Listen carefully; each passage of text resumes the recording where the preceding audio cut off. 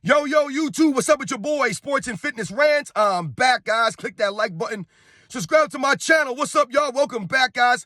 Welcome back. Got another great video for you guys today. As usual, you guys know the deal on this channel. It's all about the facts on this channel, right? It's all about stopping the lies, stopping the narratives, right? And setting the record straight. And I want to thank everyone out there, man. Everyone across the world, everyone across the states, everybody out there in Canada, the Philippines, man, Germany, Poland, Trinidad and Tobago, Jamaica, South Africa, Kenya, the Bahamas, everybody in Japan, everybody in Serbia, everybody in the Netherlands, Belgium, everybody out there in France. Much respect to everybody that's been supporting my channel. Australia, New Zealand, everyone in the States, man, Texas, Indianapolis, LA, New York, Chicago, DC, North Carolina. Much respect to everybody out there, man. It means a lot to me, guys. It really does. And in this video, we're going to talk about LeBron James being 4-0 in the NBA Finals, because apparently this man's never lost in the NBA Finals. He is 4-0. So we're going to talk about LeBron James being 4-0 in the NBA Finals. And you guys know what to do. Turn the volume all the way up. Hit that play button. Remember, these videos are for educational purposes. And let's roll.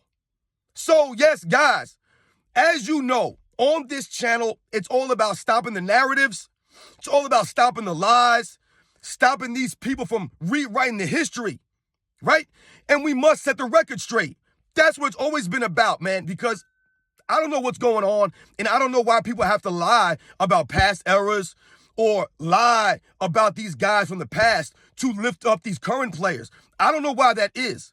I don't know why these guys these days just can't stand on their resumes. It never goes down that way. Whenever we hear these people in the mainstream media speak about past eras and they compare them to this era, this generation, all they do is make excuses for these guys, right? And then they point the finger at the past eras as not being that skilled, not being that athletic. These guys weren't this, they weren't that, right? So that shows and proves to me that this era is not that great, because they cannot stand on their own, right? They must tear down the past to lift these guys up. They never did that before. We never did this growing up. I never remember hearing this. And for someone like a LeBron James, this man is constantly being lied for. They're constantly trying to change the narratives around his career. And apparently this man's never lost in the NBA Finals. Apparently. Because they talk about LeBron James, they celebrate this man, right? As if he's never lost. 4-0 in the NBA Finals. Never had a choke job. Never had a bad game. Never had a bad series. Nothing. Never choked in the end of these games. Nothing. Everyone points a finger at his teammates or lack of teammates, right? Lack of help. The only superstar in the entire history of the NBA to get excused for every single loss, guys. Now, I know his fans might say, yo, it's cap, man. That's cap. LeBron James ain't made no excuses for his losses. Really?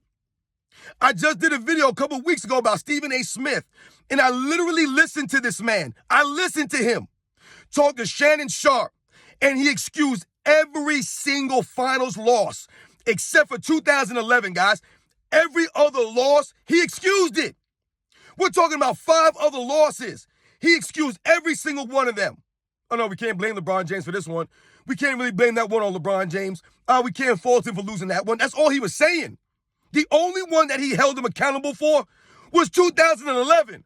That's the only one he held him accountable for. So I guess in his eyes, LeBron James is 4-1, which is pretty damn good, right, guys? A lot of NBA greats probably wish they were 4-1 in the NBA Finals. But LeBron James is not 4-1. But Stephen A. Smith obviously believes that all those other losses are not on him. So then who are they on?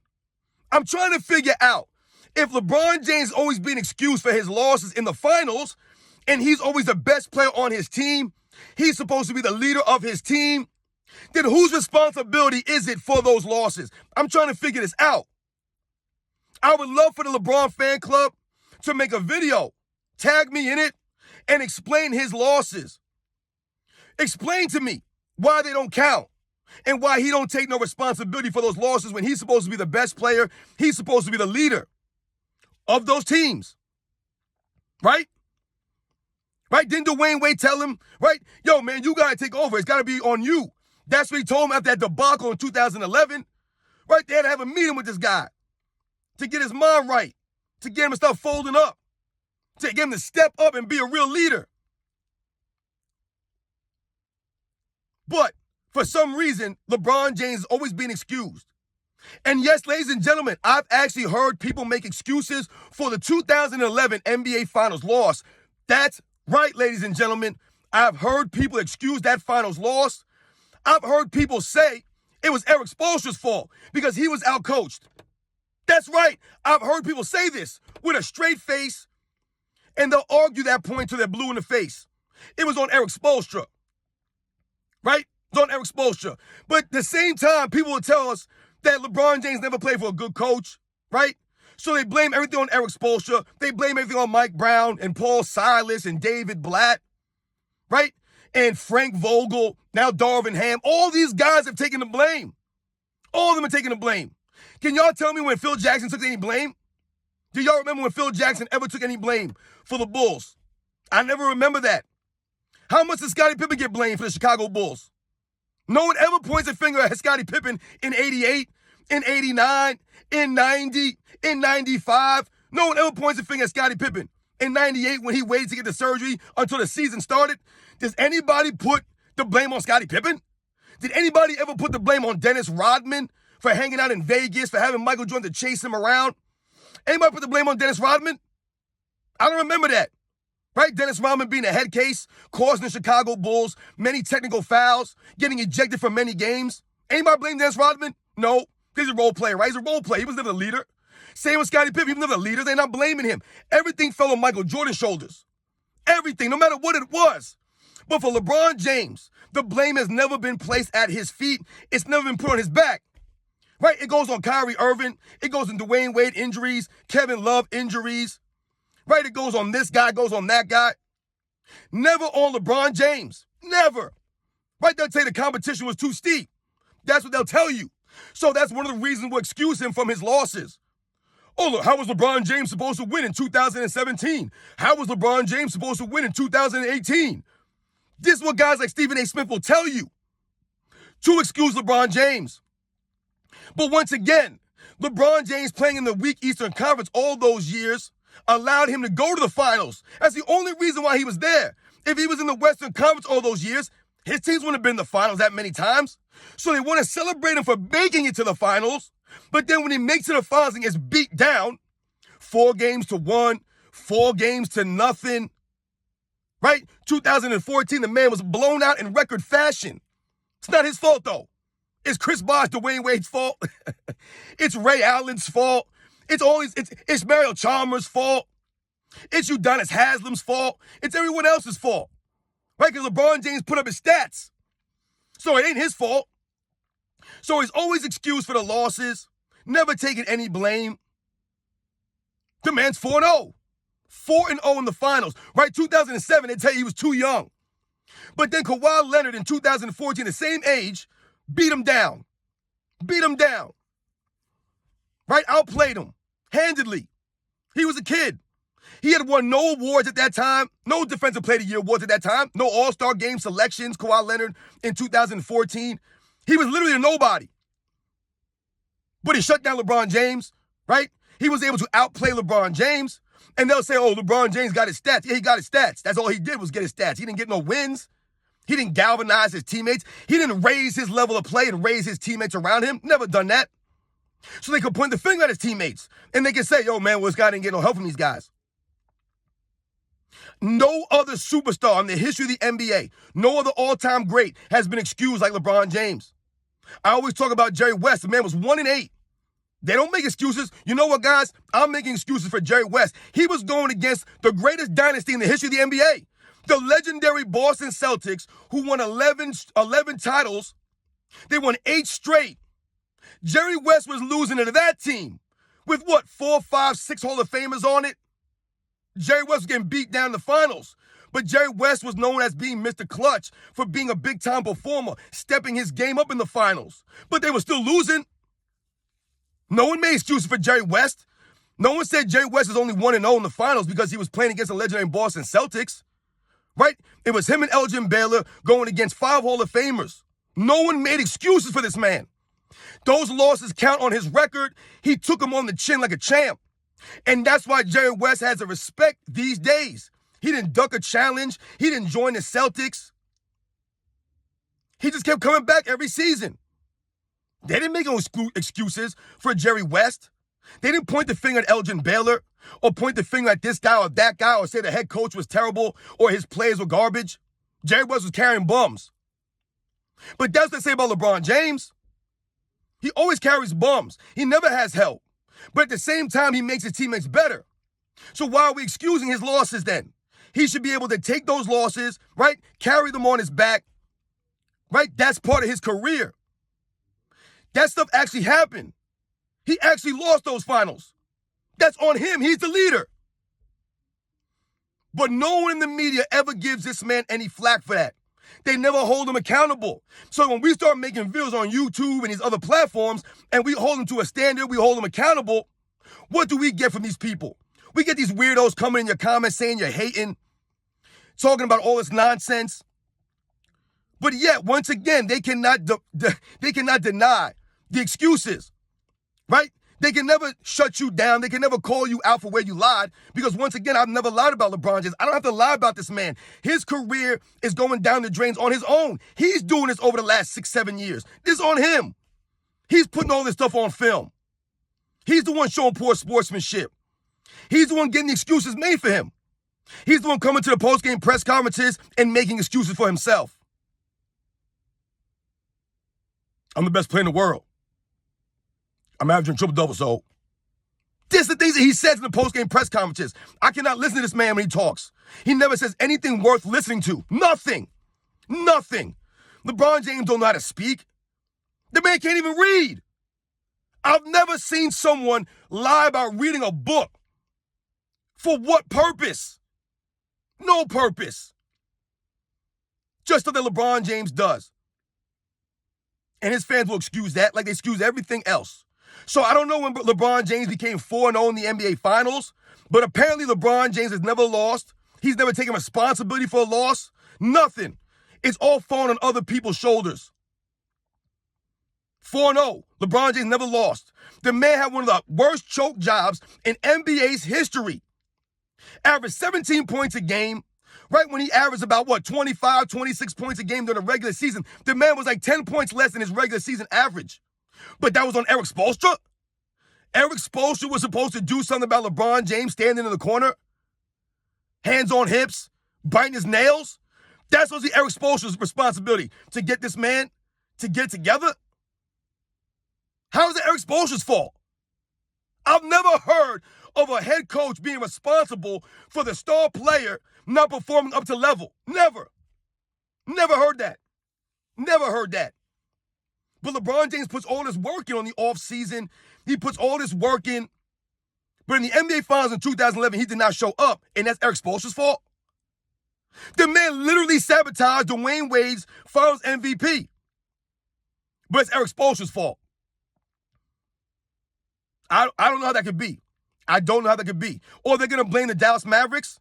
Or Dallas Mavericks are just too great. Yes, they were a very good team. But let's be real here, guys. The Miami Heat were the favorites. Right? Something that you always hear the LeBron James fan club talk about.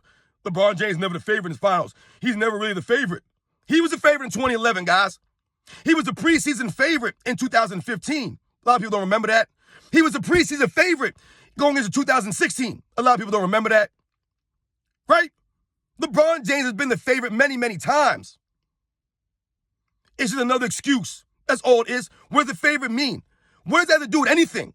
Because someone thinks you're going to win, that means you're going to win? The dumbest stuff I've ever heard in my life, man. Dumbest things ever. These are the worst, lamest excuses for LeBron James and his losses. He choked up 2011. There's no way around that. There's no way you can blame it on anybody else. No way. The man must take responsibility. 2007, he must take responsibility for that. He averaged 22 points a game in the NBA Finals. Can y'all tell me what he averaged during the regular season in 2007? I guarantee you it was more than 22 points a game. Tony Parker outscored him in the NBA Finals, guys. Tony Parker. Could you guys imagine Tony Parker outscoring Michael Jordan in the NBA Finals? Could you imagine that? Could you imagine Michael Jordan getting outscored by someone like a Kevin Johnson or a Terry Porter or a Jeff Hornacek or Dan Marley? I could never see that. It would never happen. Never. Happened to LeBron James in the 2007 NBA Finals, though. Michael Jordan's been outscored in one series in his entire career. One series, guys. One. His first ever series as a rookie. That was it. And he was outscored by what? 0.3 points? Half a point, whatever it was. Never been outscored. Never. LeBron James outscored in the NBA Finals 2007 by Tony Parker, who's not a scorer. Tony Parker's a great player, no doubt. But really, that was LeBron James playing badly. 35% shooting, averaging 6 turnovers a game. That's all LeBron James, man. Those turnovers are on him. He must own that. Right? 2013, right? They barely win that. LeBron James bricks up the three-pointer. Right? Still has never made a game winner in the NBA Finals. Still to this day has never made one. Ray Allen's made one. Kyrie Irving's made one. But LeBron James ain't had no help. Those guys made big shots for LeBron James. That's a lot of help right there, man. They literally saved this man. They literally helped him. But he ain't had no help. All these excuses. What was the excuse after they won the bubble championship in 2020? They came back the next season. What happened to them? They got beat in the first round by the Phoenix Suns. Right? When everybody clowns that 2020 championship, the fact that they got bounced out in the first round that following season, right? It kind of shows that 2020 season was a fluke. Right? That 4 or 5 month layoff, that really helped for a team like the Lakers. And people will say, oh, they had the best record in the league before and after. No doubt about it. But once again, they still had a break in between. So when you start to go through the dog days of an NBA season, right? In those late months, right? March and April, when teams start to get banged up and fall apart, someone like an Anthony Davis would have fell apart, that layoff helped them. Didn't matter what their record was. It wasn't about the record. It was about the wear and tear throughout the season, about the grind of an 82-game season. It was a fluke, man. That's why they got bounced out the next year in the first round. I don't remember Michael Jordan ever getting beat as a defending champion, but LeBron James lost as a defending champ in the first round as defending champs. Did anybody put that blame on him? I'm pretty sure I saw LeBron James walk off the court like a minute ago in one of those games. That's LeBron James. Did they blame him for that? Nope. No one talked about it. No responsibility. Just like the losses. All they care about is his stats, participation trophies, and making excuses for this man. So, yeah, guys, I don't know, man. Apparently, LeBron James is 4-0. I've heard them make excuses for every single loss. Every single loss, guys. Every loss on the mainstream media is excuse for LeBron James. He's never lost. He just didn't have any help. But he never lost. Only superstar in history that's treated like this, guys. Only one. And that's why he don't get no respect. It's all narratives. It's all lies. It's all bending of the actual reality. The dude's 4-6, guys. He's 4-6. He must own that. He must own it. Plain and simple. Own it. I'll catch you guys on the next one.